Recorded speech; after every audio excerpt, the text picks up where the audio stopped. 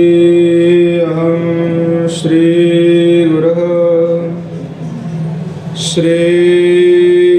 श्रीयुतपदकमलं श्रीगुरोन् वैष्णवांश्च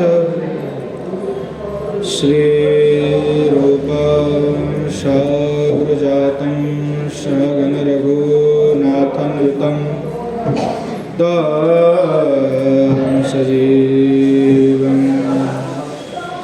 साद्वैतं सावधूतं परिजनसहितं श्रीकृष्णचैतन्यदेवं श्रीराधाकृष्णपादं शरणललिता श्री विशाखान्वितश्च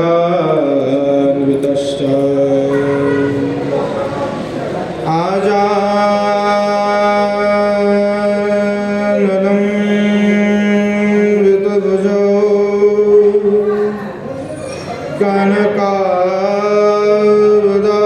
कनकावदातो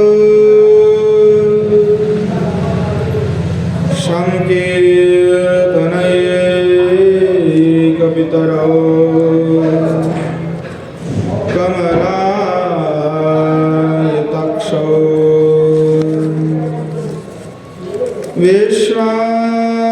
विश्वाम्बरो द्विजभरो युगधर्मपालो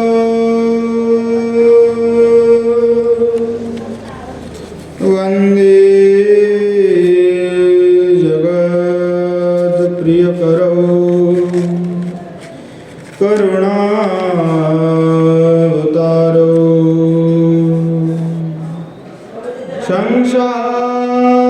संसारदुःखजलदो पतितश्रकामा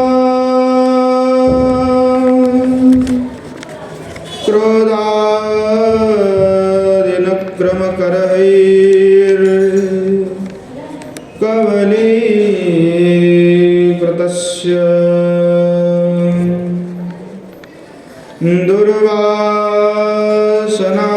दुर्वासनानिगडितस्य निराश्रयस्य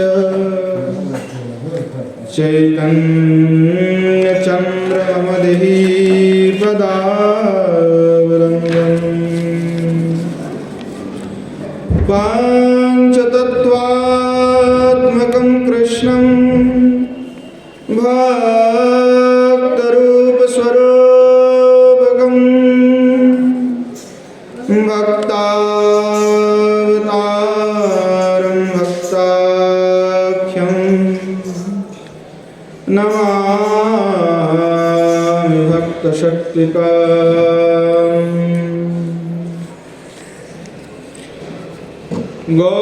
गौररामो समारम्भाम्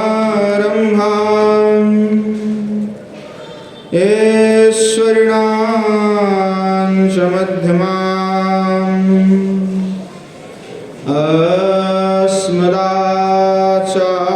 अस्मदाचार्यपर्यन्तं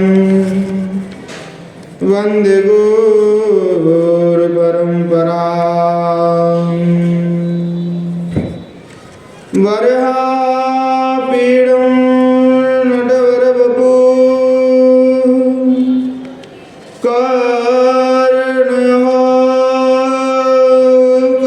कर्णिकारं विव्रजवासः कनककोपिशं वैजयन्तीं शमालाम्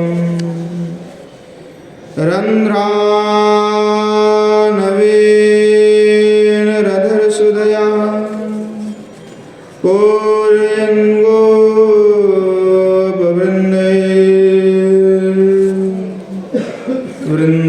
पूर्यङ्गोपवृन्दैर्वृन्दारण्यो स्वपदरमणं प्राविशद्गीतकीर्तिः वंशी विभूषितकरान्नवनीरदावान्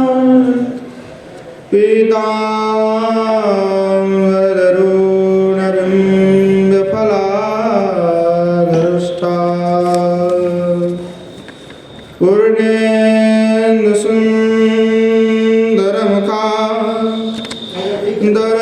मुकुन्दरविन्दनेत्रा कृष्णात् परं किमपि तात्तमहं न जाने।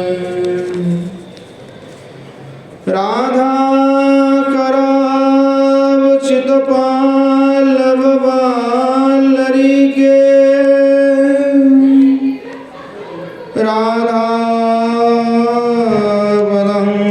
राधापदङ्कविलसन् मधुरस्थलिके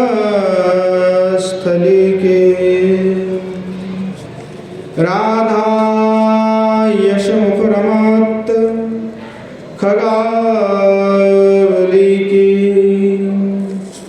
राधा विहार विपिने रमतां मनो में।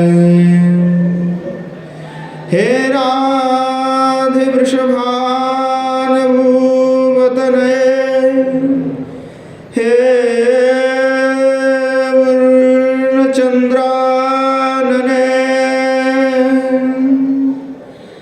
हे कांति कमनीय कोकिलरवे वृंदावनाधीश्वरी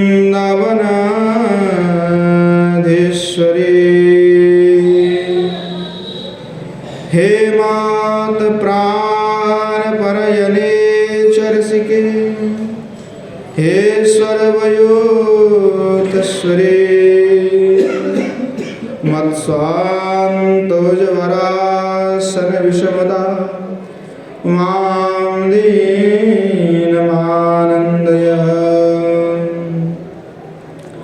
श्रीमद्भागवतं नौमि यस्य प्रसादतः अजगतानभिजानाति सर्वसर्वगमानपि। गङ्गातरङ्गरमणीयं जटाकलापं गौरी निरन्तरविभू श्रितवानुभागं नारायणप्रियमनङ्गमदापहारं वाराणसीपुरपतिं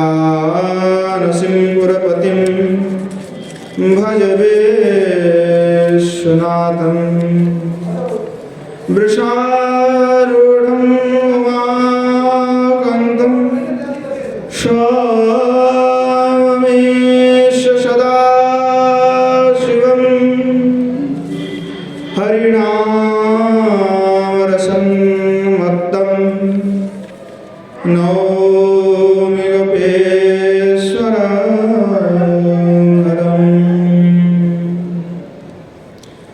नारायणं नमस्कृत्य नरं चैव नरोत्तमं देवीं सरस्वतीं व्यासं ततो जयमुदीरये।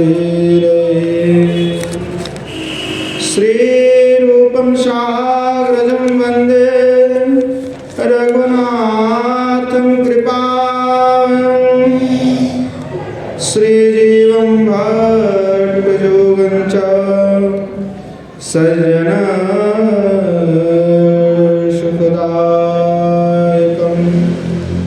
येषां सहजस्निग्धानं पादरेणुमभीक्ष्णशः सर्वविघ्नविनाशाय शिरसारायम्यहम्।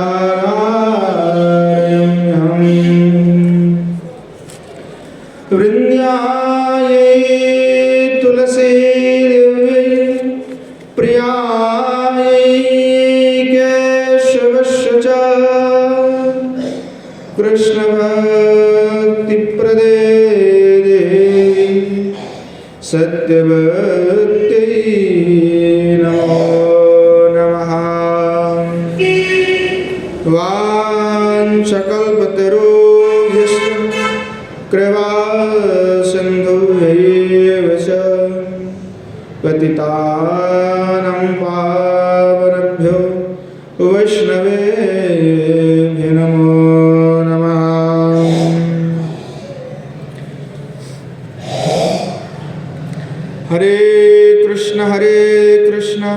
कृष्ण कृष्ण हरे हरे, हरे राम राम राम हरे हरे। श्रीमन महाप्रभु की जय, श्री जुगल सरकार की जय, श्री कुशल बिहारी भगवान की जय।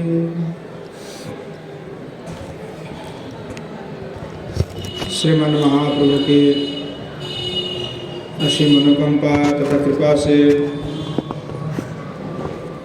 नित्य सत्संग में श्री प्रवरण सरस्वती कृत श्री राधा रस सुधा नदी का हम सभी अवशोधन कर रहे हैं। श्री राधा रस सुधा नदी में श्री गोस्वामीपाद किंकरी स्वरूप को प्राप्त होकर के श्री किशोर जी की सेवा जो है साक्षात वे कर रहे हैं और साक्षात सेवा की जो स्फूर्ति है, जो भाव है, वही वे व्यक्त कर रहे हैं। अद्भुत उनके भाव है, सेवा है। सर्पाविष्ट होकर के श्री गोस्वामीपाद श्री किशोर जी की सेवा में जो है लग जाते हैं। सर्पाविष्ट जो श्री गोस्वामीपाद है, वे सर्वाविष्ट होकर के लीला का स्फूर्ति को प्राप्त करते हैं। सर्वाविष्ट होकर के लीला का स्फूर्ति को वे प्राप्त कर लेते हैं और स्फुरन की जो धारा है वो परस्पर समान रूप से जो है चल रहा है। देहाविष उनका नहीं है, वांछिक दशा नहीं है। स्वरूप के ऐसे आवेश के कारण जो है गोस्वामीपाद स्वयं श्रीमती किशोर जी की किंकरी भाव में आविष्ट हुए हैं। शुद्ध नित्य किंकरी और किंकरी भाव से सेवा कर रहे हैं और इनकी देह में जो आवेश है, जैसे किसी को भूत पकड़ लेता है, प्रेत, तो वो अपने में रहता थोड़ी है। प्रेत जो बोलता है, कराता है, वही वो करते हैं। तो ये प्रेत जो पकड़ना है वो लौकिक है, प्राकृत है। पर मैं भाव की बात कर रहा हूँ कि ऐसा ही दशा जो है यहाँ प्राप्त हो गया किंकरी जो है गोस्वामीपाद का। जब भाव की दशा में जैसे चले जाते हैं तो शरीर में जो पुरुष है वे, पर पुरुष के अभिमान नहीं है, या केवल किंकरी के अभिमान में कि किशोर जी की में दासी हो। प्रेत जैसे पकड़ने पर व्यक्ति का कोई अपना ज्ञान रहता नहीं है, उसी प्रकार किंकरी स्वरूप जब समझ रही तो पुरुष का कोई भी अभिमान उसमें नहीं है। पर स्फुरन का भंग से ही साधक देव में आकर के फिर पुनः रोने लगते हैं कि क्यों किशोर जी का सेवा मुझे प्राप्त नहीं हो रहा, किशोर जी का सेवा, किशोर जी की दर्शन क्यों नहीं हो रहा। तो राधा दासित्व का ऐसे अभिमान है कि राधा दासित्व के चिंता में ही श्री गोस्वामीपाद जो है मग्न है, इसलिए कुछ और उनके दिल दिमाग में आ नहीं रहे हैं। केवल और केवल वे किशोर जी की सेवा करने के लिए ही जो है अनन्य भाव से मन प्राण जो है सेवा में समर्पित कर दिए हैं और श्रीमती के करुणा से ही जो है श्रीमती की करुणा से ही जो है उनको बार बार लीला का स्मृति हो रहा है, बार बार लीला की स्फूर्ति हो रहे हैं, और स्फूर्ति में जो प्रगाढ़ता है वो बार बार जो वृद्धि हो रहा है। जितने भाव में चले जा रहे हैं उतना ही उनकी तीव्र आशा, लालसा, उत्कंठा, ये सब जो है बढ़ते जा रहे हैं। और ये किशोर जी की जो मकरंद प्रेम रस है, सत प्रेम, उसी का ही धारा के प्रभाव से श्री गोसाई पाद में एक आदर्श प्रकार की जो लीला है उनके हृदय वृंद में प्रकाशित हो रहा है, उद्भासित हो रहा है। तो जो हृदय में लीला कैसा है, तो सूर्य की भांति है।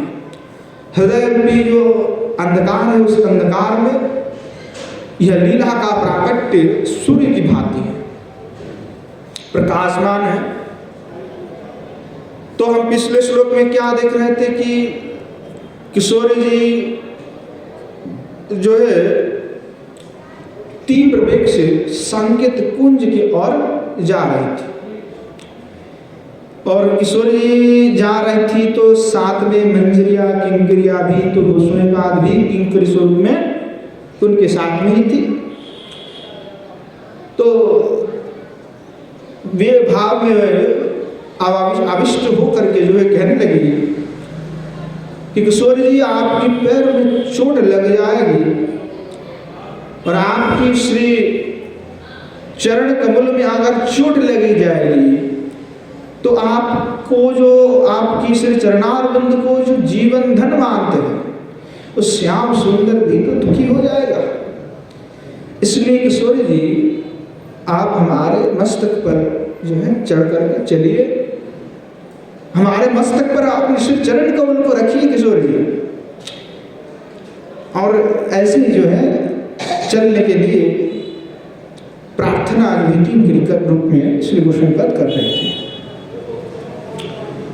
तो किशोर जी को ऐसी प्रार्थना जब की, किशोर जी के पास ऐसी प्रार्थना करने पर किशोर जी जो है सखियों को, मंजरियों को, किंकरियों को जो है अपना मानती, बहुत ही अपना।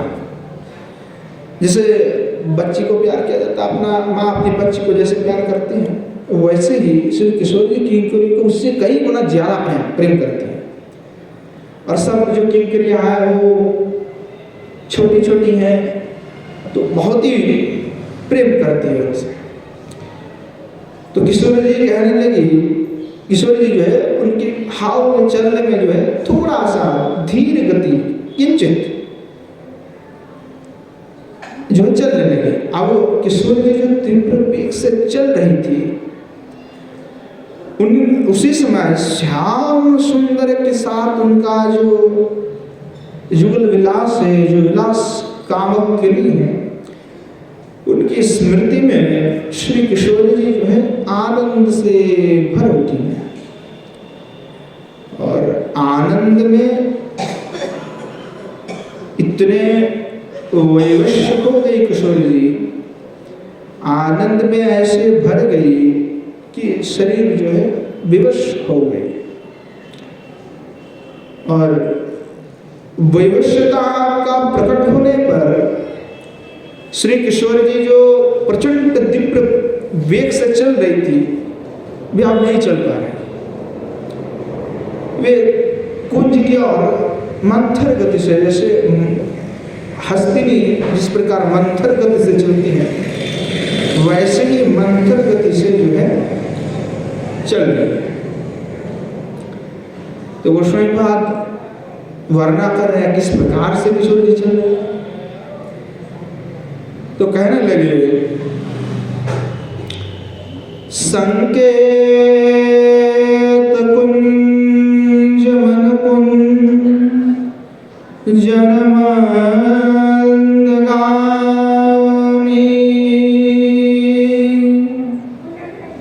न्यलाय दिव्य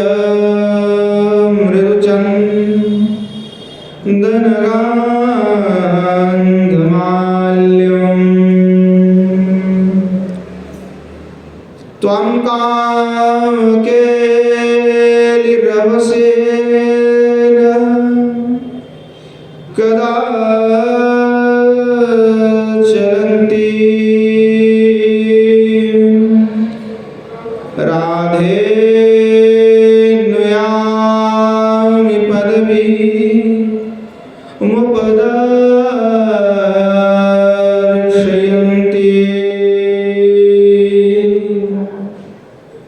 श्री गोस्वामीपाद जो है कहने लगे, प्रार्थना कर रहे हैं, हे श्री राधिके, हे श्री राधे, हे किशोरी जी, हे कुंजर मंदगामी, अर्थात कुंजो प्रति मंद मंदो गमयति इति कुंजर मंदगामी। तो कुंजर मंदगामी, जो कुंज के प्रति धीरे धीरे मंदर मतलब धीरे धीमी धीमी गति से जो चल रही है, तो कहे कि हे राधे, हे कुंजर मंदगामिनी संकित कुंजम अनु, अर्थात प्रति कामक केलीरवसेन चलन्तीं त्वां दिव्य मृदु चंदनम गंधमाल्यम आदाय, अर्थात गृहीत्वा अहम कदा पदवीं पंथानम उपदर्शयन्तीं अनुयामि। कहने लगे कि हे किशोरी जी, हे कुंजर मंदगामिनी, जब आप काम केली के उत्साह से भरकर संकित कुंज के ओर जाओगी, तब मैं मृदु चंदन और गंध मल्यादि लेकर के तुम्हें जो है मार्ग दिखाते दिखाते तुम्हारा अनुगमन कब करूंगा, ऐसा कब सौभाग्य मुझे प्राप्त होगा। तो किशोरी जी जो है मंथर गति से मंथर गामिनी हो गई। तो मंथर गामिनी होकर के किशोरी चल रही है, तो बीच बीच में जो है किशोरी जी रुक जाती है, चल नहीं पाती है, विवश है, अभी वैवश्यता है, इसलिए पैर जो है लड़खड़ाई जाती है किशोरी जी की। उल्लासता है, क्योंकि स्मृति लीला की जो स्मृति किशोरी जी को आ रहे, काम केली का विलास का, श्री भगवान से जो विलास का जो स्मृति है, वो स्मृति होने पर पुनः शरीर भी उस प्रकार वैवश्य को प्राप्त कर लिए। तो हमारे किशोरी जी ऐसे अद्भुत स्वरूप में आ गई, चल नहीं पर थर थर थर करके जो है कंपित हो रही है किशोरी। तो पैर जो लड़खड़ा रही है, तो क्या करे, तो सीधी नहीं चल पा रही है। तो कुंज का जो पथ है, तो कुंज की पथ को ना जा करके किशोरी जी किसी दूसरे मार्ग पर चल पड़ रही है, फिर दूसरे मार्ग से तीसरे मार्ग पर चल पड़ रही है। तो ये जो आनंद वैवश्य है क्यों है? तो श्री कविराज गोस्वामीपाद चैतन्य चरितामृत में उल्लेख किए हैं, गोपिकार नाहि निजो सुख अनुरोध, तथापि बाड़े सुख पड़िल विरोध। ये विरोधेर एकमात्र देखी समाधान, गोपिकार सुख कृष्ण सुखे पर्यवसान। गोपिका का निज सुख अनुरत नहीं है, परंतु सुख उनका जो है श्री भगवान का सुख को वे बढ़ाती है। तो विरोधी बात है। बोले नहीं, गोपिकार सुख कृष्ण सुखे पर्यवसान, श्री भगवान श्याम सुंदर के सुख में ही वे सभी सुखी। कृष्ण के सुख के पर्यवसान ही गोपियों का सुख है, नहीं तो। ऐसे अद्भुत हमारे श्री किशोरी जी है, श्री किशोर जी आनंद के वैवश्य में श्री भगवान के साथ जो विलास, उस विलास का वे पुनः स्मरण करती हुई उस आनंद में डूब गई है। तो कुंज में, कुंज लीला में जुगल विलास जब होता है, जब श्री श्याम सुंदर विलास करते हुए जो भावी आनंद को प्राप्त करते हैं, उसी का चिंतन श्री किशोर जी कर रहे हैं। ऐसा नहीं कि श्री श्याम सुंदर मेरे साथ में है इसलिए प्रसन्न हो गई है, ये सोच करके प्रसन्नवती नहीं हो रही कि कुंज में जो विलास श्री श्याम सुंदर ने मुझसे की है और उसी का जो आनंद है, श्याम सुंदर का जो आनंद है, वो सोच करके श्री किशोर जी यहाँ पर आनंद वैवश्यता को प्राप्त कर रहे हैं। समन्वय क्या है कि श्री श्याम सुंदर वंशी वादन कर रहे हैं, तो किशोर जी यहाँ मन में सोच रहे कि मैं जब जाऊंगी तो श्री श्याम सुंदर इस प्रकार से विलास करते हुए पुनः तद्रुप प्रसन्न, तद्रुप आनंद प्राप्ति करेंगे। और वही आनंद के सोच कर, वही आनंद को कल्पना करते हुए किशोर जी विवश्य को, वैवश्यता को प्राप्त कर गए। उद्धव आदि जो महाभागवत है, भगवत प्रिय जितने भी महाभागवत है, वे भी जो है यही प्रेम की वांछना करते हैं। परंतु श्री गोस्वामीपाद ने कहा वांछना तो करते पर इनको भी यह प्राप्त नहीं है। उद्धव संदेश जो है बड़ा अद्भुत है। उद्धव संदेश के ऊपर कभी समय होगा तो आस्वादन करना चाहिए। उनमें उद्धव जी और गोपियों का जो प्रसंग है, उनमें सारी बात खुल जाती है। उद्धव जी ने जो कहा और बाद में उद्धव जी का जो प्रश्न का उत्तर मिल गया उनको, जो पहले उन्होंने ज्ञान के स्वरूप में कहे थे, बाद में सब उन पर भारी पड़ रहे हैं। तो क्या भारी पड़ा, वो उद्धव संदेश का स्वादन करने पर हम सभी आनंद से जान सकते उसको। तो यहाँ तो विषय कुछ और चल रहा है, पर उद्धव संदेश का ही प्रसंग है कि उद्धव आदि परम भगवत प्रिय है, कोई साधारण भगवत प्रिय नहीं। परम भगवत प्रिय होने पर भी उन्हें भी वह दुर्लभ जो प्रेम है वह लभ्य नहीं हो पाता। वांछा तो की है। श्री जीव गोस्वामीपाद ने कहा एषः कांत भावः एव कामतुल्यत्वत्, कि यहाँ गोपियों का जो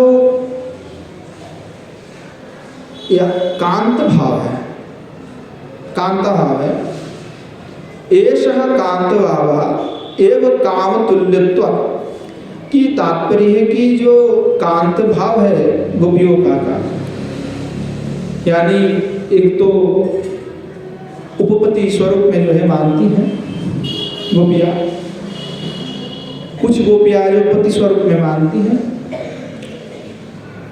तो जो उपपति स्वरूप में मानती है वो किशोर जी में आता है, किशोर जी के गण में भी आ जाता है, क्योंकि पर किया है। और जो स्वकीयवादी है तो उनका पति भाव है। विश्वनाथ चक्रवर्तीपाद ने स्वकीय निराश ग्रंथ में इसका प्रतिपादन भी किए हैं।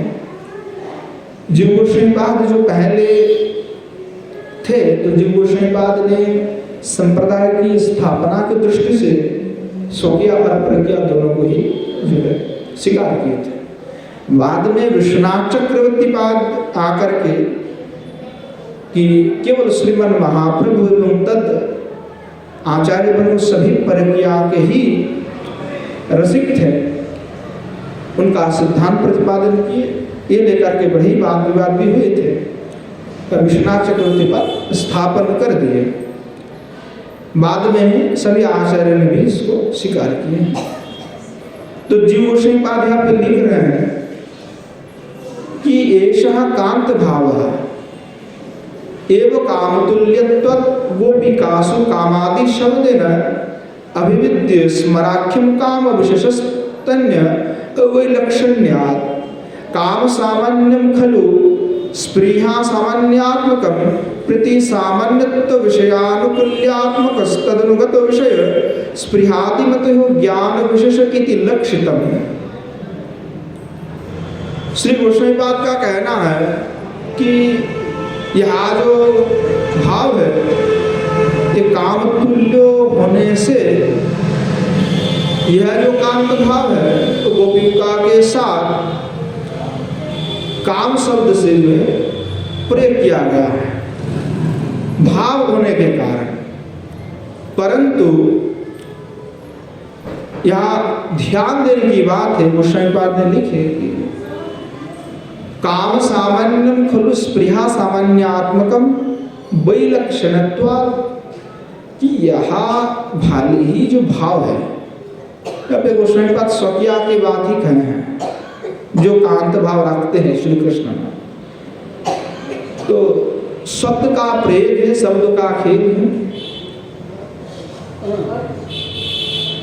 गोस्वामीपाद ने कहा कि यहाँ जो काम के लिए शब्द का प्रयोग किए हैं वो ध्यान देने की बात है, स्मरण रखने की बात है कि लौकिक स्त्री पुरुष की संभोग इच्छा से पूर्ण जो काम है वह काम की बात यहाँ पे नहीं कहा जा रहा है। यहाँ विशेष है जो या लौकिक प्राकृत शब्द में जिसको काम कहा जाता है उस काम से यह भिन्न है, बहुत ही भिन्न है। परंतु भाव होने के कारण पंडितों ने काम शब्द का प्रयोग करके यहाँ पे व्याख्या करते हैं, क्योंकि इसके लिए और कोई दूसरा शब्द का प्रयोग नहीं हो पाता है। तो काम शब्द से श्री गोस्वामीपाद ने कहा कि काम सामान्यम खलु स्पृहा सामान्यात्मकम,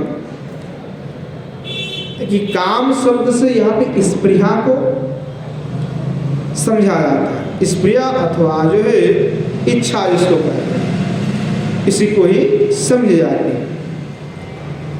और प्रति शब्द से प्रियजन सुखानुकूल में अभिलाषा को ही मानी जाती है। इसीलिए जो है दोनों की चेष्टा है, अर्थात जो काम शब्द का प्रयोग भी किया और प्रिय शब्द का, तो बोले कि दोनों की जो चेष्टाएं है तो एक ही प्रकार की चेष्टाएं है। इसीलिए पंडितों ने इसको काम शब्द से ही प्रयोग किया। तो यहाँ काम के लिए का तात्पर्य ही अनन्य कोई सेवा, अनिर्वचनीय कोई सेवा जो विशेष है जिसको व्यक्त करना संभव नहीं है। श्री रूप गोस्वामीपाद जो है उल्लेख किए हैं उज्ज्वलिनी में कि जुगल सरकार के जो दिव्य केली विलास है वह कैसा है समझना बड़ा दुर्लभ है। वो सभी इतने आसानी से नहीं समझ पाते कि किस प्रकार के वो केली विलास है, क्योंकि यह अनेक विधों वैलक्षण से युक्त है। तो यहाँ गोपियों का एकमात्र चेष्टा है किस प्रकार से श्री भगवान श्याम सुंदर सुख प्राप्त करेगा। आत्म सुख की कोई भी वासना इनमें नहीं। तो यहाँ पे काम शब्द में जो है निहित अर्थ जो है लौकिक काम नहीं है। और अगर प्रति शब्द का यहाँ पे प्रयोग कर देते हैं तो प्रति शब्द से मुख्य अर्थ प्रकट नहीं हो पाता है, इसीलिए काम शब्द का प्रयोग किए हैं सीधी स्वरूप में। क्योंकि प्रति का व्यवहार से जो कहना चाहते हैं उस प्रकार के अर्थ वह नहीं निकलते। इसीलिए यहाँ पे काम के लिए शब्द का प्रयोग करके वो शैपाद कहें। तो गोपियों का जो काम है वह केवल और केवल श्री कृष्ण सुख को प्रदान करने। कृष्ण कैसे सुखी होगा, वह वांछा वासना उनमें विद्यमान है, इसलिए वह काम शब्द से उनको कहा। तो इसीलिए श्री रूप गोस्वामी पाद ने उल्लेख किए कि आसाम प्रेमो विभूषयम प्राप्तम कामो माधुरी तत्त क्रीड़ा निदान काम उच्चते बुधे।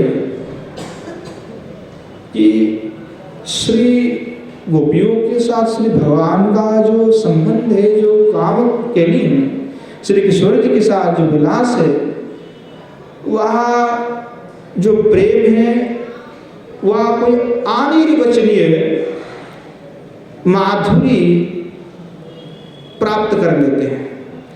अनिर्वचनीय माधुरी को प्राप्त करते हुए तत् क्रीड़ा का निदान होता है। तो अनिर्वचनीय माधुरी का अर्थात आत्मेंद्रिय सुख वासना शून्यता।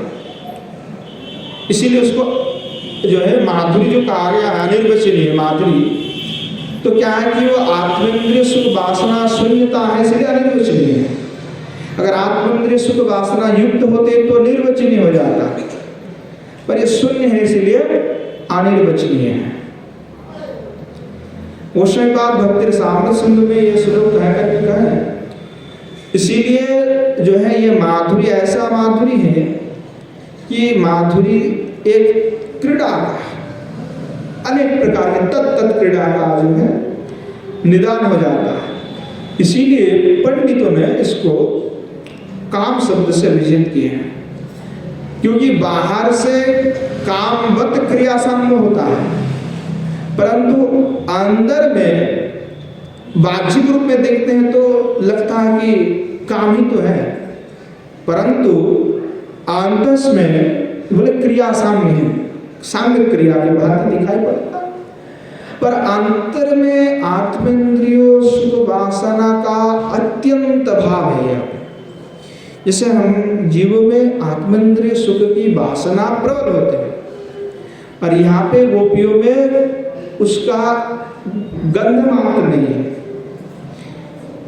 अभाव है।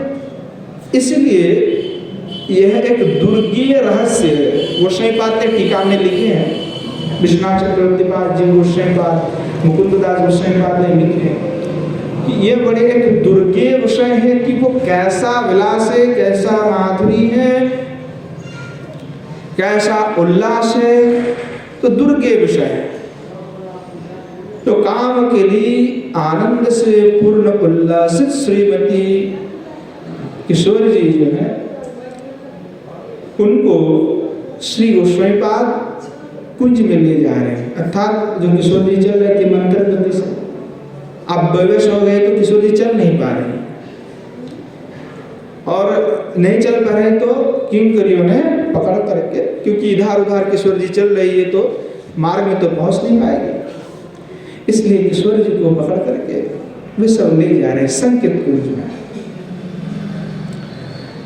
जो है संकेत कुंज का मार्ग दिखाते दिखाते श्री किशोर जी को अनेक प्रकार की कृष्ण कथाएं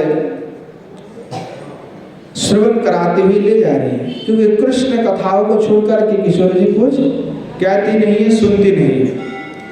कृष्ण कथा रस में ही वे रसिक हो गए, कृष्ण कथा के रस में निमग्नवती होकर के ले जा रहे हैं, क्योंकि कृष्ण कथा रस उनके पास बिजली की भांति है, जैसे झटका देती है वैसे उनको झटका लग रहा है, अर्थात रस प्राप्ति कर रहा है। शक्ति है उनके पास, जैसे बिजली शक्ति है, तो शक्ति है।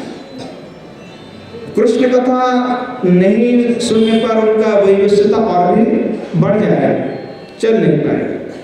तो कृष्ण कथा रूपी रस माधुर्य से उनको शक्ति प्रदान कर रही किंकरिया, और उसी के कारण श्री किशोर जी थोड़ी बहुत चल पा रही है, पकड़ती हुई किंकरिया उनको ले चली।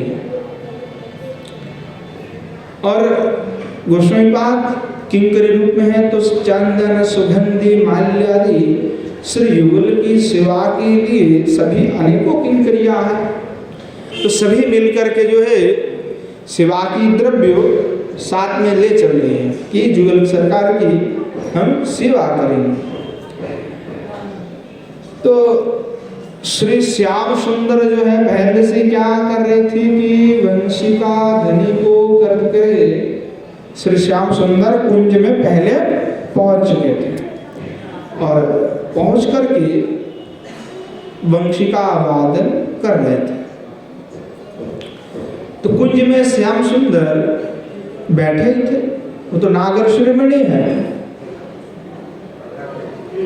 तो जैसे ही किशोर जी ने श्याम सुंदर को देखी वैसे ही उनका मृत्यु को देख करके श्री किशोर जी जो है आत्मविभोर हो गए, आत्मविभोर हो गए।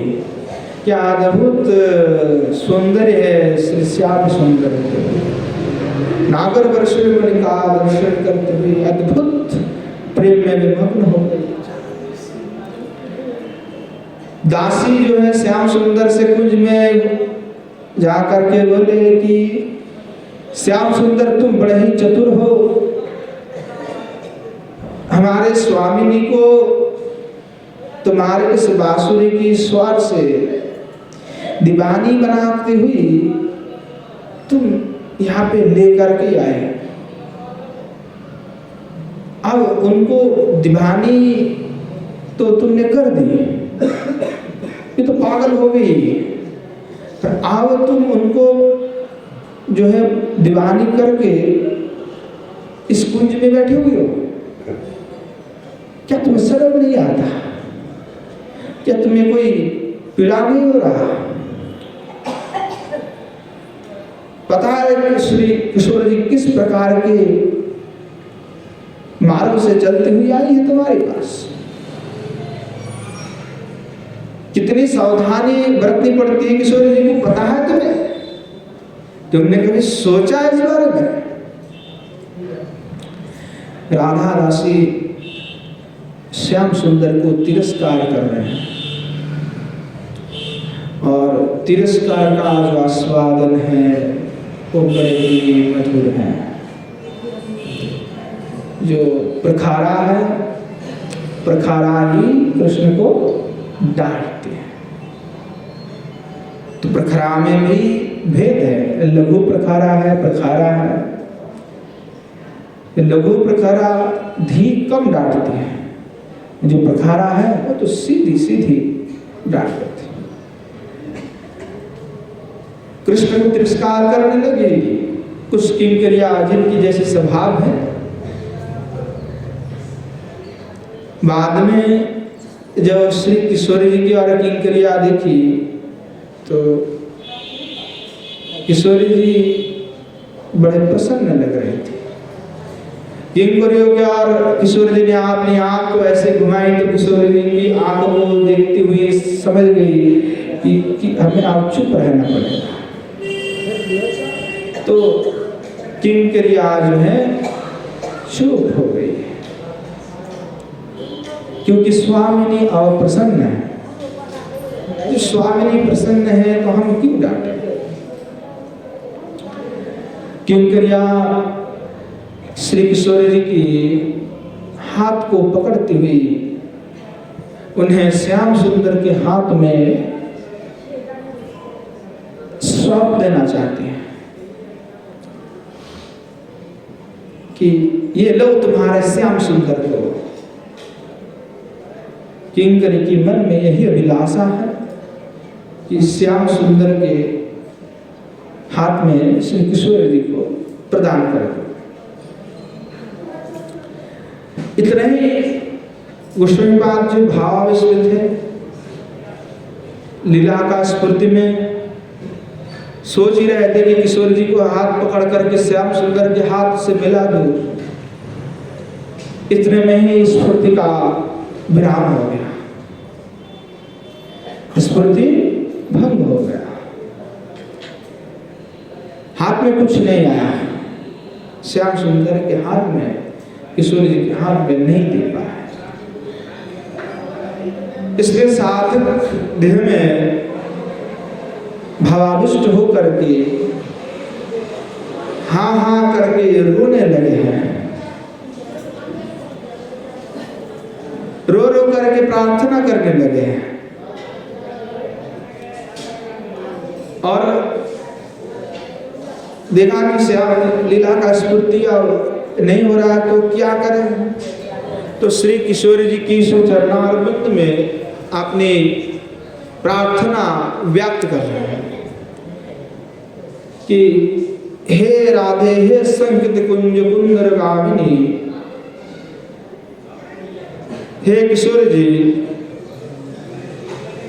कि आप श्री श्याम सुंदर के साथ रसविलास की उत्सुकता से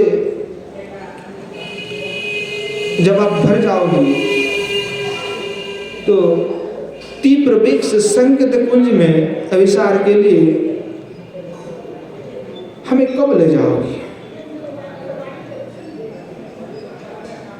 कि तो तुम्हारे मृदु चंदन माल्य गंधादि की भार के कारण कुंजर की तरह मंदगामिनी में तुम्हारे पद चिन्ह को देखते देखते कब तुम्हारा अनुगमन करूंगी।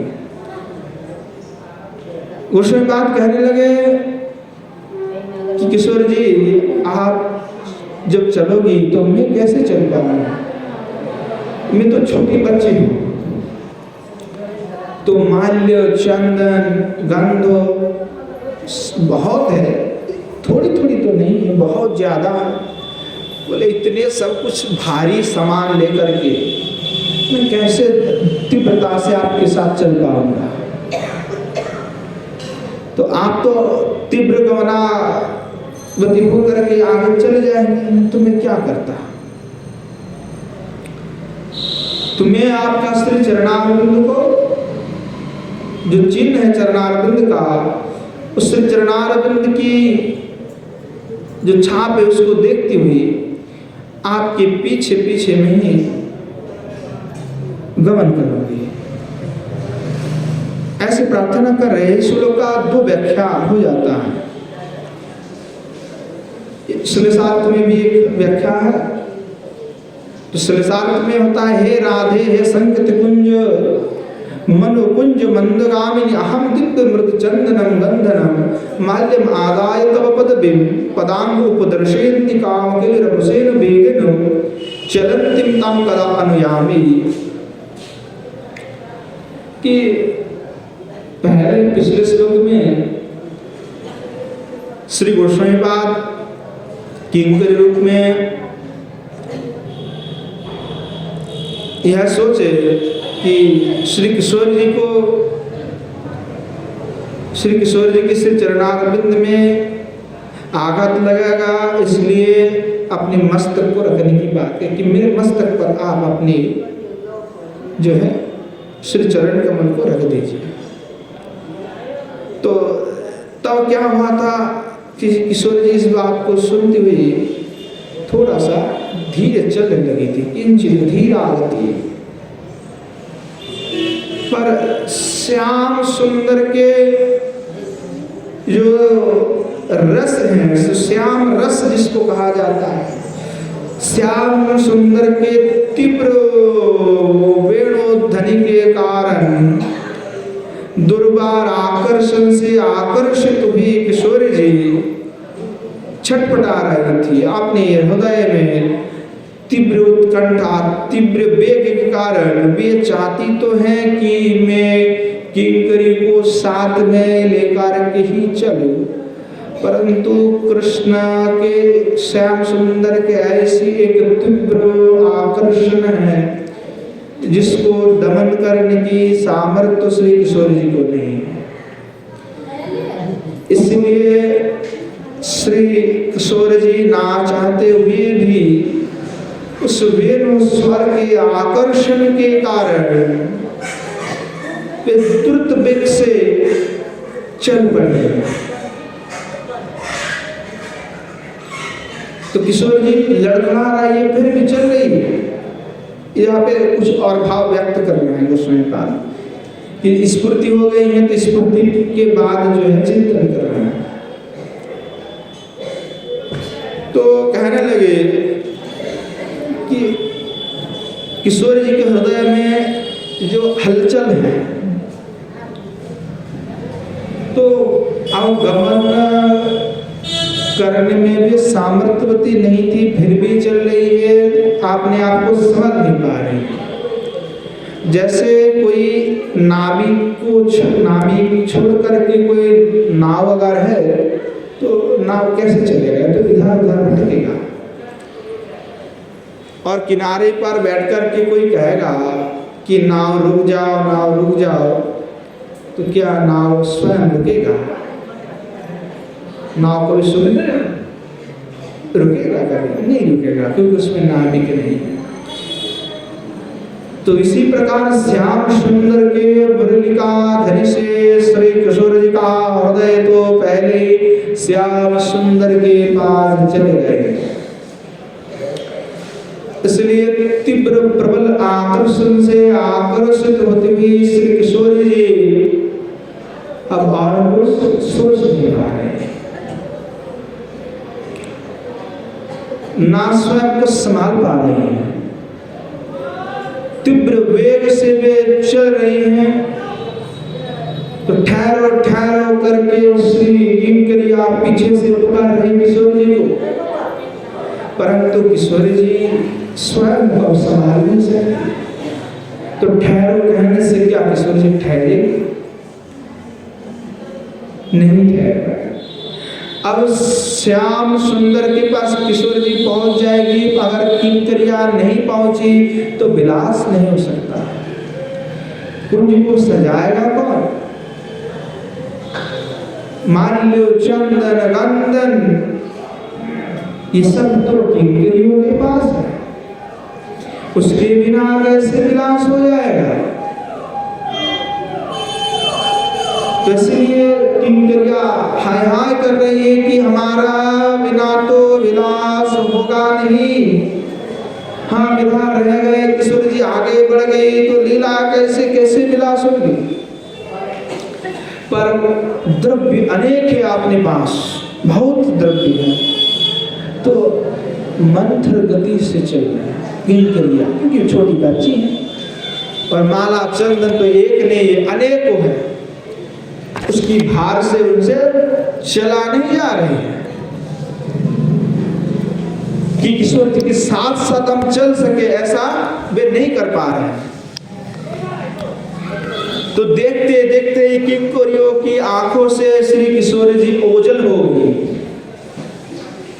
किशोर जी का इतनी तीव्र वेग है कि देखते देखते किशोर जी किंकरियों की आंखों के सामने से ही ओझल हो गई।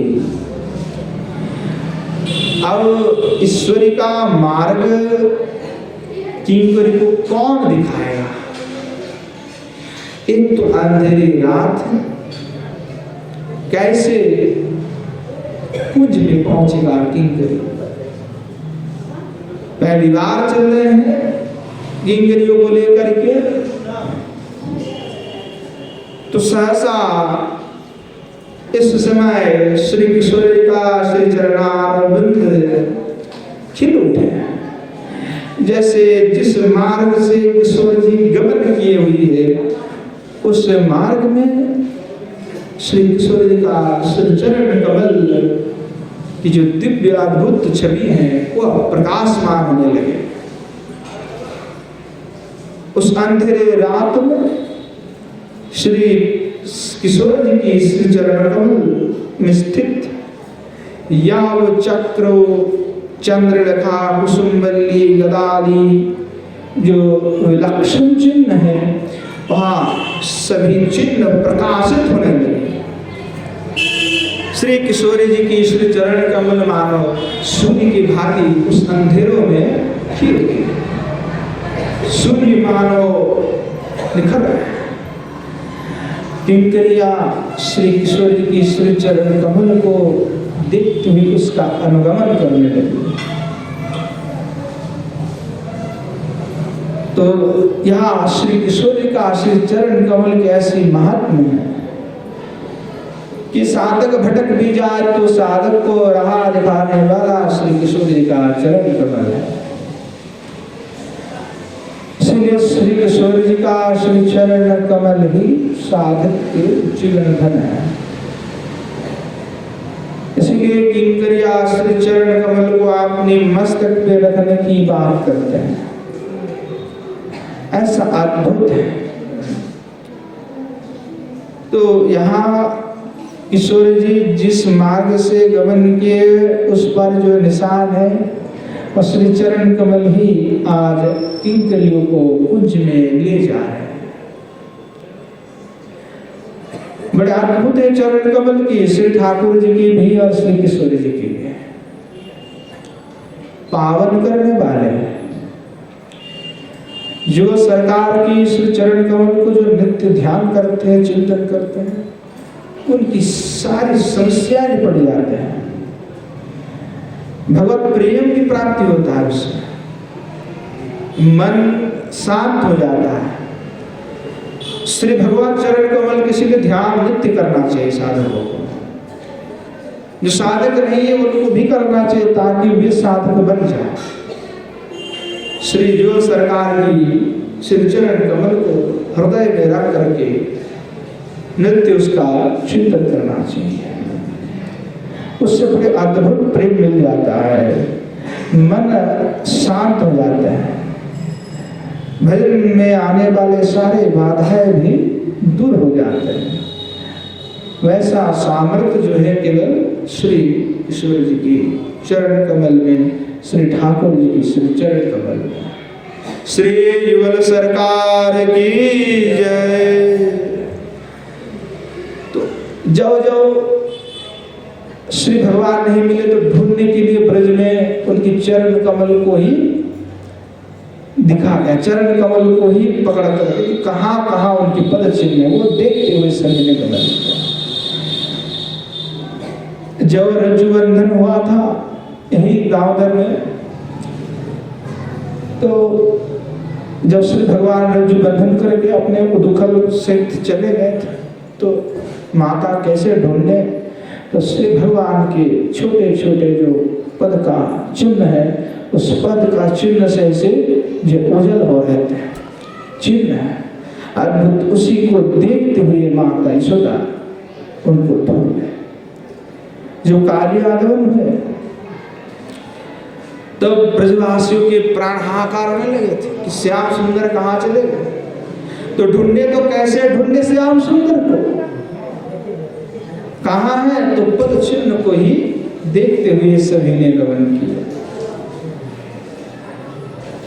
रासलीलाओं में जब श्री भगवान सबकी आंखों के सामने से ओझल हो गए तो कहाँ ढूंढे भगवान को, तो गोपियों ने श्री भगवान के श्री चरण कमल को देखते हुए ढूंढने लगे, कहाँ गए श्री भगवान।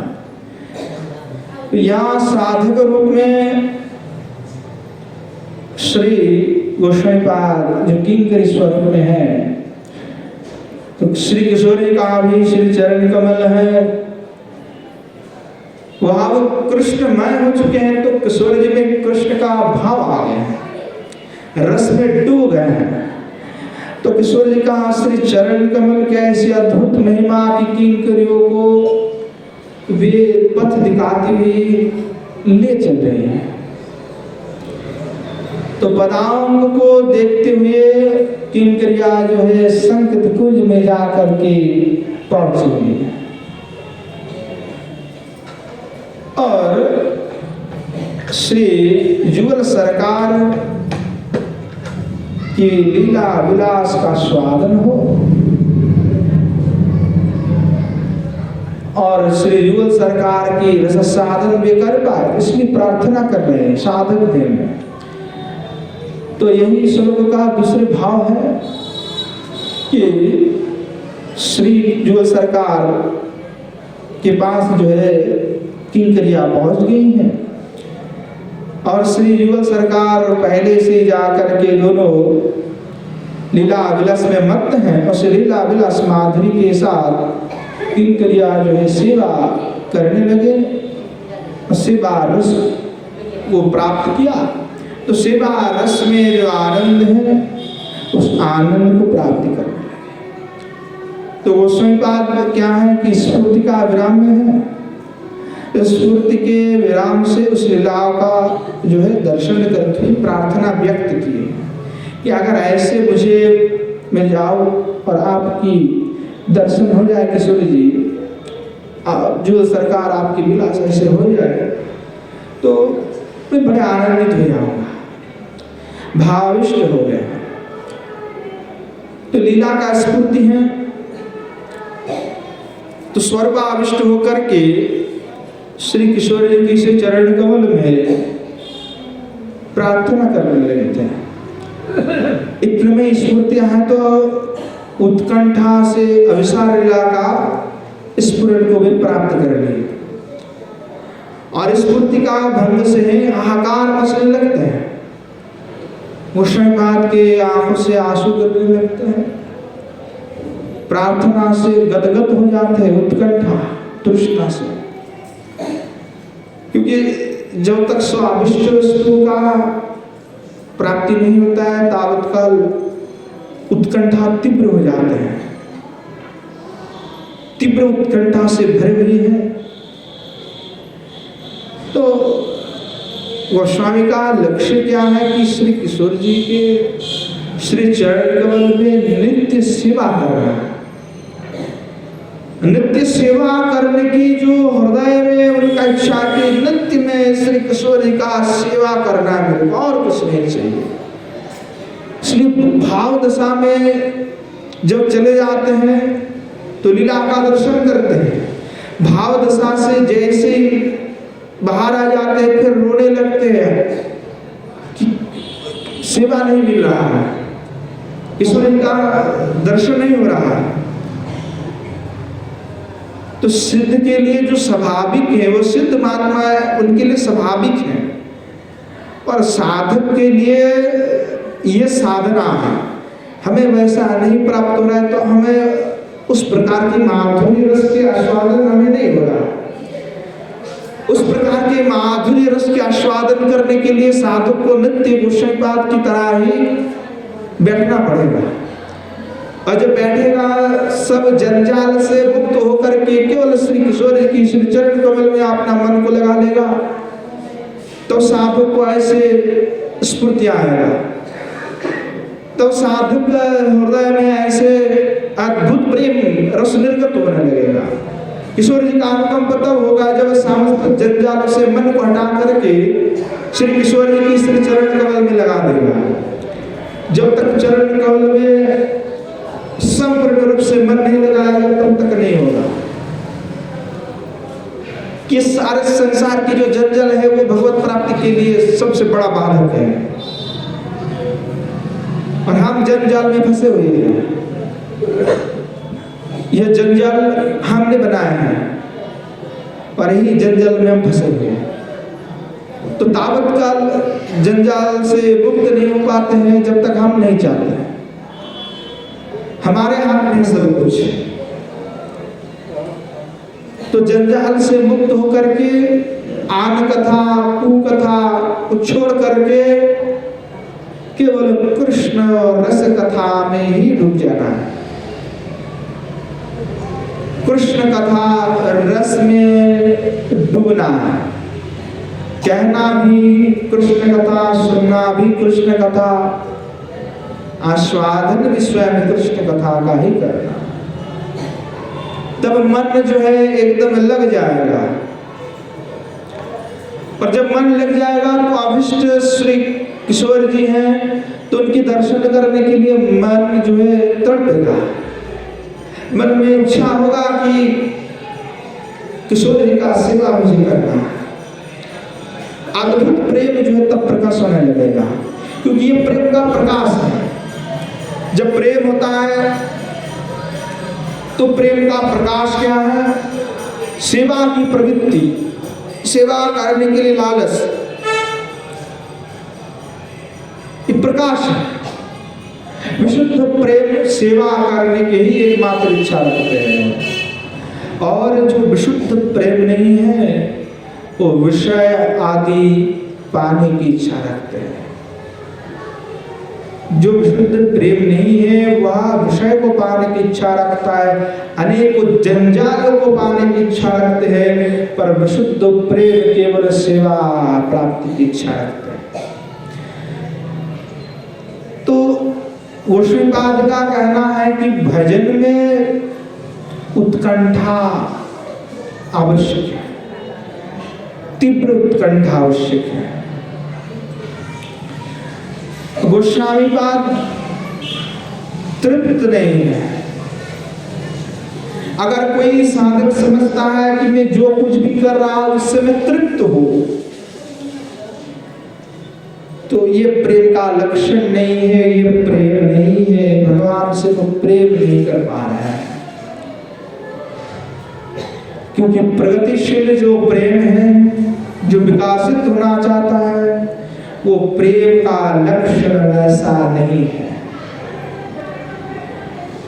अतृप्ति ही भक्ति का स्वभाव है। हर व्यक्ति का, हर वस्तु का स्वभाव होता है ना, हर वस्तु का स्वभाव होता है। व्यक्ति का अलग अलग स्वभाव, सभी वस्तु में अलग अलग प्रकार के गुण है, धर्म है। तो भक्ति का धर्म जो है, स्वभाव है, वो आप तृप्ति है, वो कभी तृप्त नहीं होता है। अगर किसी की भजन में तृप्तता आ गई है, कोई कहता है कि मैं भजन करके आज तृप्त हूं,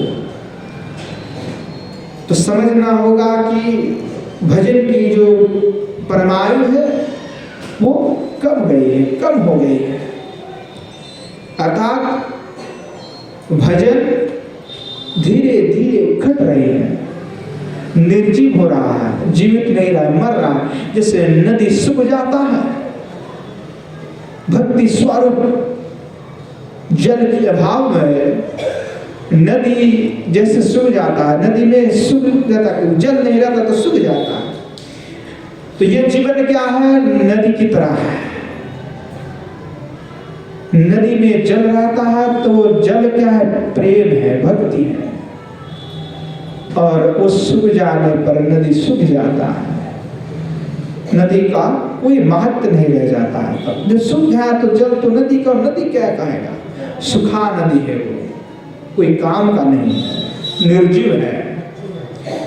उसी प्रकार जो साधक है, भक्ति जो कर रहे हैं, उसमें जो भजन भी कर रहे हैं, उस भजन में अगर तृप्ति आ जाता है तो समझना होगा कि दाव दहा, ग्रीष्म के जैसे दाव दहा है, ऐसे यश मान प्रतिष्ठा पद आकर के इस भक्ति को सुगने लगे। इस भक्ति रूपी जल को जब सूख जाता है, जो सूखने लगता है, तो साधक में ये भाव आता है कि मैं भजन करके तृप्त हो गया।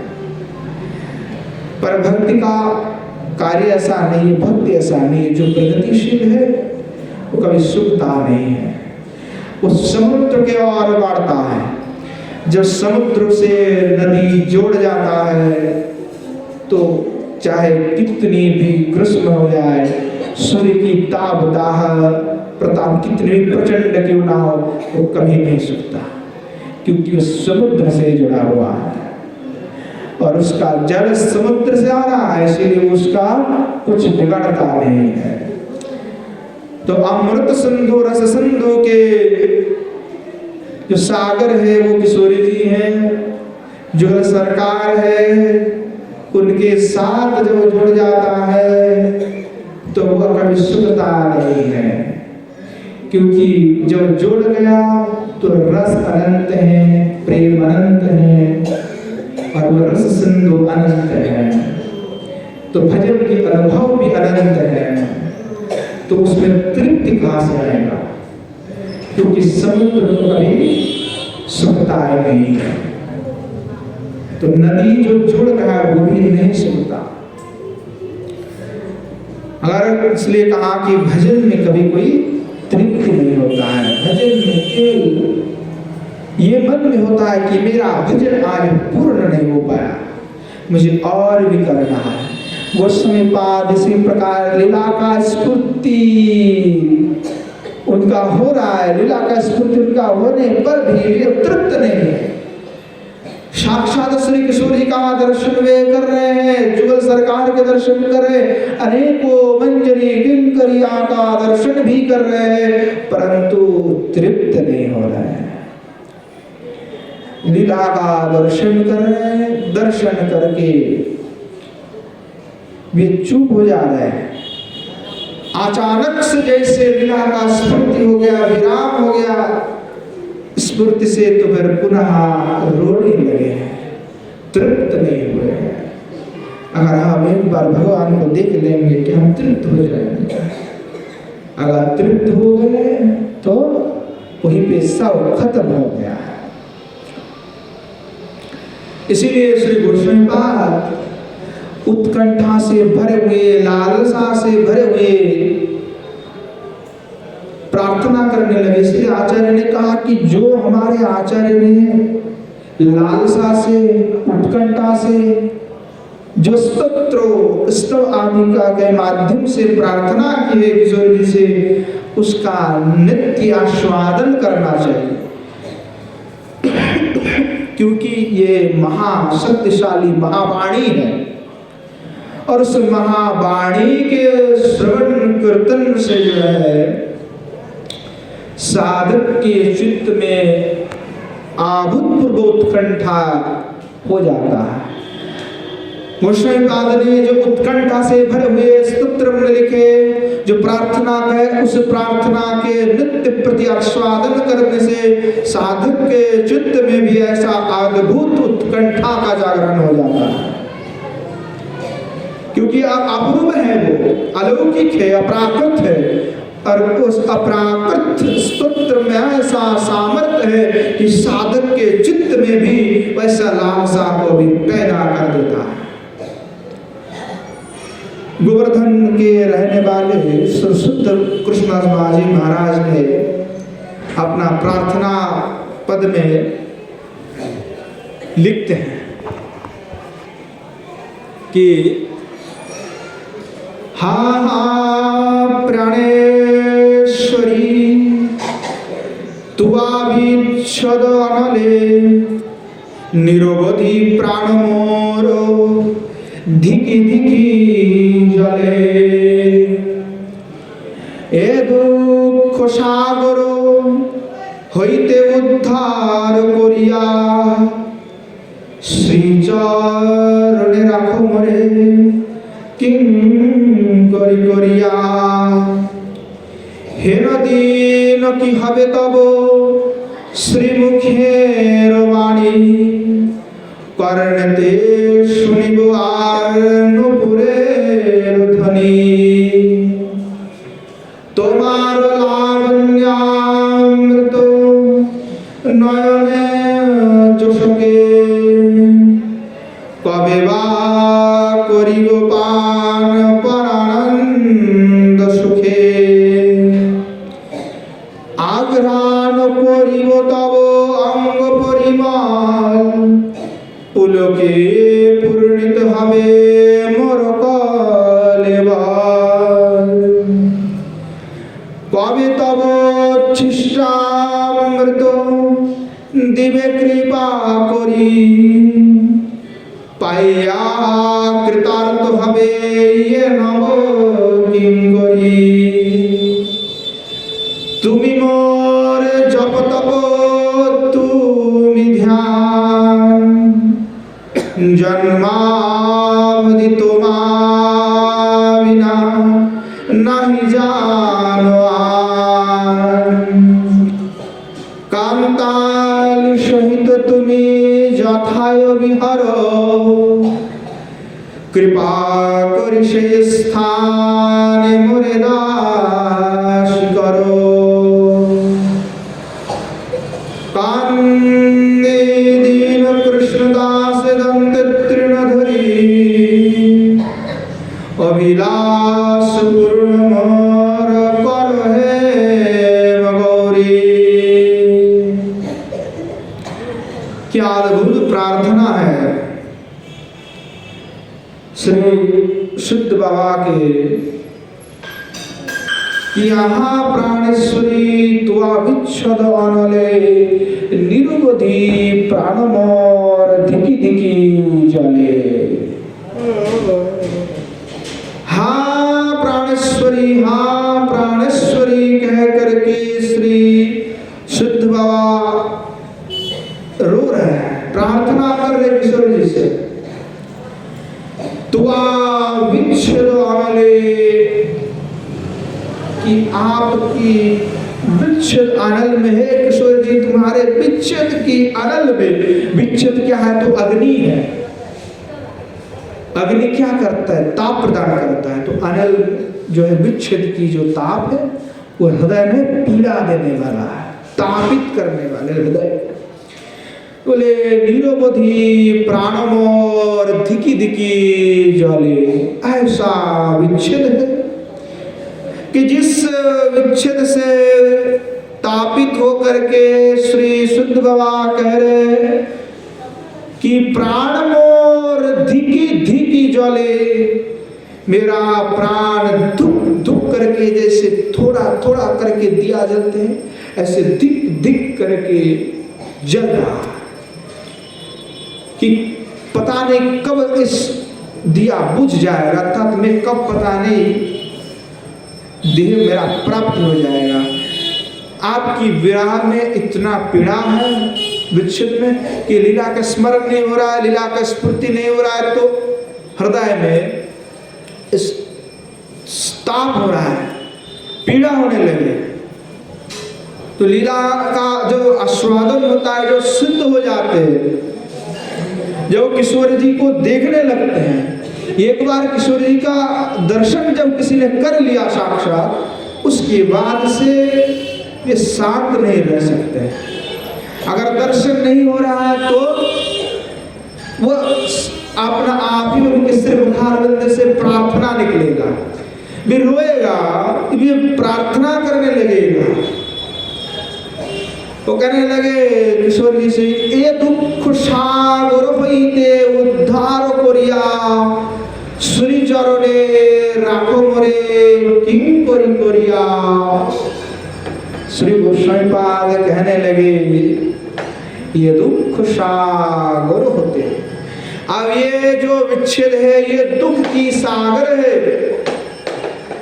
सागर कैसा है? तो अनंत है, उसका सीमा नहीं है।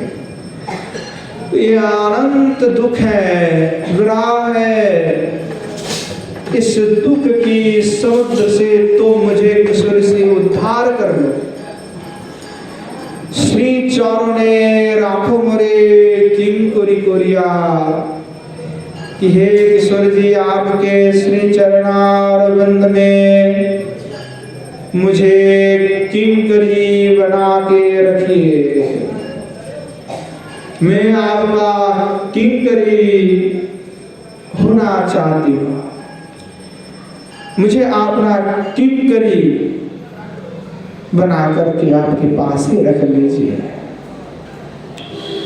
हेनो दिनों की हवे तब श्री मुकिर वाणी, कर्णते सुनिब आर नुपुरेर ध्वनि। कि हेनो दिनों की हवे, ऐसे भाव में विह्वल करके कहने लगे, ऐसा दिन क्या कभी मेरा होगा किशोर जी, कि आपकी श्री मुखारविंद से निःसृत जो वाणी है, आपकी श्री चरण कमल से उत्थित जो नुपुर का ध्वनि है, क्या मैं उसको अपने कर्ण से सुन पाऊंगा? कभी ऐसा सौभाग्य, ऐसा दिन मेरा होगा कि तुम्हार लावण्य अमृत नयन चषके कबे बा करिब पान परानंद सुखे। कि हेनो दिन की हवे, ऐसा दिन क्या मेरा होगा कि आपकी श्री मुखारविंद का, आपकी तनु का जो लावण्यामृत है, उस लावण्यामृत को अपनी नयन चुशुक से, क्या मैं उसका नैन से पान कर पाऊंगा? चशुक ने बोला कि नैन से पान करूंगा उस माधुर्य सुधा। कबे बा करीब पान, कि कब ऐसा मैं पान कर पाऊंगा? प्राणंद सुख है, प्रानंद सुख में कब ऐसा मैं पान कर पाऊंगा? आग्रहण करीब तब अंग परिमाल, पुलक पूर्णित हवे मोर कलेबार। कहने लगे आग्रहण करीब तब, कब आग्रहण करूंगा? आपकी अंग परिमल, आपकी अंग में जो पुष्पमाला सुनिश्चित सुगंध, अंग की सुगंध, ऐसा कब मैं सुनूंगा? आग्रहण करूंगा। और आग्रहण करके क्या होगा? पुलक पूर्णित हवे मोर कलेबर। आग्रहण जो करूंगा तो मेरा रोम रोम सीधा हो जाएगा, पुलकित हो जाऊंगा मैं। कबे तब छिष्टामृत दिवे कृपा करी, पाइया कृतार्थ हवे ये नव किंकरी। कहने लगे कि कब आपकी उच्छिष्टामृत, आपकी झूठा उच्छिष्ट तो क्या अमृत है ईश्वर जी, आप कब उच्छिष्टामृत आपका मुझे कब कृपा करके प्रदान करोगे? और उसको पाकर के मैं कृतार्थ हो जाऊंगा। मैं ये नवो किंकरी, मैं तो किंकरी आपने रख ली मेरे को, तो मैं नवो किंकरी हूँ, तो कृतार्थ हो जाऊंगा मैं। तुम्ही मोर जप तप तुम्ही ध्यान, जन्मावधि तुम्हा बिना नहीं जानवान। तुम ही किशोरी जी मेरी जप हो, मेरी तप हो, तुम ही मेरी ध्यान हो, और जन्मावधि तुम्हा बिना नहीं जानवान, कि अब मैं तुम्हें छोड़ करके किशोर जी और कुछ भी नहीं जानता। अब मैं कुछ नहीं जानता, केवल तुम्हें ही जानता, और कुछ से किसी से मुझे कोई लेना देना नहीं है। कांताली सहित तुम्हें जथाय विहारो, कृपा करी से स्थाने मोरे दासी करो। हे किशोर जी, हे नदी की हवे तब, ऐसा कभी दिन होगा कि आप मुझे ऐसे कृपा करेंगे जहां कांताली के साथ आप विहार करते हैं, वहीं पे मुझे सेवा का अवसर प्रदान करिएगा। वही स्थान में मुझे सेवा करने के अवसर दीजिए। मैं किंकर रूप में आपकी सेवा करना चाहती हूँ। बोले कांगे दिनो कृष्णदास दंत तीर्णधरी, कृपा करी से अभिलाष पूर्ण मोर करहे मगौरी। कहने लगे हे किशोर जी, आप मेरा अभिलाष को पूर्ण करिए। श्री सिद्धोबा रो रहे हैं, कांते दिनो कृष्णदास रो रहे हैं, सेवा की लालच से, प्रार्थना से, उत्कंठा से विह्वल होकर के रो रहे हैं। तो साधक जब तक रोएगा नहीं तब तक कुछ होगा नहीं। मैं सबके सामने भागे नहीं रो, घर में कुंडी लगा करके तो रो सकते। और साधक रोते भी हैं, ऐसा नहीं कि साधक नहीं रोते। साधक रोते हैं तभी तो कृपा मिलते हैं। गोस्वामीपाद रो रहे हैं, इधर गोस्वामीपाद जैसा प्रार्थना करने वाले सिद्ध बाबा भी रो रहे हैं, हाहाकार कर रहे हैं। दंते तृणधुरी, श्रीमान महाप्रभु भी वही कहे, तृणाद भी। तो वहां कह रहा है कि दंत तृणों को धारण करते इतनी धन्यता है। तो ये सब धन्यता है क्योंकि संसार की समस्त जंजाल से मुक्त है, इसीलिए उनका अद्भुत भाव है।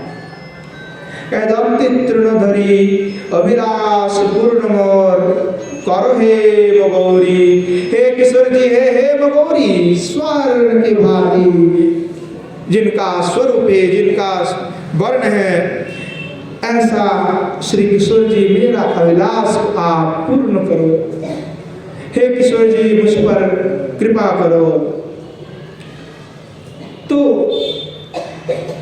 ऐसे हमारे आचार्य ही ऐसा अद्भुत उत्कंठा से भरे हुए अनेकों प्रार्थना श्री किशोर जी की श्री चरण कमल में भी सभी ने किया। तो हम लोग बड़े दुख है कि ऐसे अद्भुत महात्मा ऐसे अद्भुत प्रार्थनाओं को उपलब्ध होने पर भी हम कभी इसको उल्टा करके देखते तक नहीं है, जिसके कारण हमारा हृदय में ऐसा उत्कंठा, ऐसे तीव्र लालसा, ऐसी अद्भुत प्रेम प्रकट नहीं हो रहा। ऐसी प्रार्थना जब कोई करेगा, इसका स्वागत करेगा, जब हृदय से इस प्रार्थना को श्री किशोर जी की श्री चरणार बिंद में निवेदन करेगा, इस प्रार्थना के माध्यम से जब व्याकुल हो जाएगा, तब अवश्य श्री किशोर जी उन पर कृपा करेंगे। श्रीपाद भी ऐसे हाहाकार कर रहे हैं, श्री नरोत्तम दास ठाकुर महाशय भी ऐसे हाहाकार किए, श्रीदास गोसाई पाल भी ऐसे हाहाकार किए, सभी गोस्वामियों ने ऐसे हाहाकार किए, दिनहीन होकर के प्रार्थना किए हैं। ऐसे अद्भुत प्रार्थना से ही तो किशोर जी उन पर कृपा करेंगे। तो कृपा पाने के लिए ऐसी उत्कंठा, ऐसी लालसा, ऐसे अद्भुत प्रार्थनाओं का नित्य निवेदन श्री किशोर जी की श्री चरणार में करना चाहिए, जिससे श्री किशोर जी हमारे ऊपर प्रसन्न हो और हमें कृपा कर दे। हमारे हृदय में भी ऐसी उत्कंठा, ऐसी लालसा जागृत हो कि श्री युगल सरकार की सेवा को छोड़ करके हमारा हृदय और किसी विषय में प्रवृत्ति ना हो। श्री किशोर जी की श्री चरण कमल की सेवा को छोड़ करके कोई दूसरा विषय हमें नहीं चाहिए, ऐसा हमारा हृदय में हो। केवल एक ही उत्कंठा रहा कि किशोर जी का सेवा करनी है, किशोर जी का सेवा करनी है, किशोर जी का ही सेवा करनी है, और कोई दूसरा उत्कंठा हमारे हृदय में ना आवे। ऐसी अगर प्रार्थना होगा तो किशोर जी अवश्य ही उन पर कृपा बरसेगी। श्री युगल सरकार की जय। तो आज समय हो चुके हैं, आगे हम आस्वादन जैसे कर रहे हैं नृत्य प्रति, आगे लीला का भी आस्वादन करेंगे। आज यहीं पे विश्राम लेते हैं। जय जय श्री राधेश्याम निताय गौर हरि बोल। श्रीमन महाप्रभु की जय, श्रीमन महाप्रभु के समस्त पार्षद वृंद की जय, श्री नवद्वीप धाम की जय, श्री युगल सरकार की जय, श्री युगल सरकार के समस्त पार्षद वृंद की जय, श्री गिरिराज गोवर्धन की जय, श्री यमुना मैया की जय, श्री वृंदावन धाम की जय, श्री प्रभानंद सरस्वती पाद की जय, श्री राधा रस सुधा निधि की जय, आज की हरि कथा की जय, समस्त संत वैष्णव भक्त वृंद की जय, पावन गुरु गोविंद की जय। जय